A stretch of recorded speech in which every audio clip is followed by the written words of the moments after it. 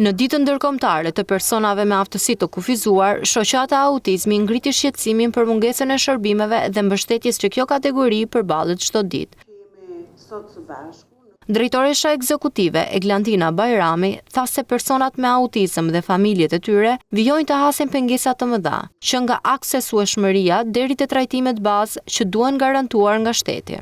Situata sot është që në fakt ne nuk është se kemi ato të drejta që duhet, por ne kemi mungesat më imediate që fillon nga aksesueshmëria, nga shërbimet me standarde, nga shërbimet të munguara, sipas grup moshave, pra kemi shumë mungesa. Bajrami theksoi se është jetike njohja e kujdestarisë si vite pune, duke i dhënë nënave dhe prindërve statusin që meritojnë për përkujdesjen e përditshme ndaj fëmijëve me autizëm. E domosdoshme fare në gjithë këto vite të mbartura është që kujdestaria duhet të njihet vite pune.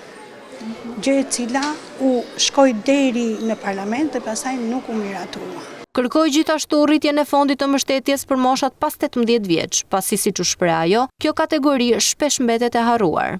Pas moshës 18 vjeç, sërish ky target group është i papërfshirë as në shërbime, por as në pagesa.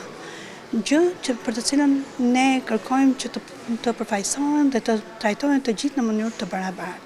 Mos të vazhdojmë akoma me diskriminime grup moshash, me diskriminime diagnozash, me diskriminime midis status, atyre që kanë status dhe atyre që bëjnë vlerësimin biopsikosocial, kërkojmë gjërat më imediate. Shoqata Autizmi apelon që institucionet të marrin masa konkrete dhe të shpejta, në mënyrë që personat me aftësi të kufizuar të mos jenë thjesht pjesë e statistikave, por qytetarë me të drejta të garantuara dhe mbështetje dinjitoze.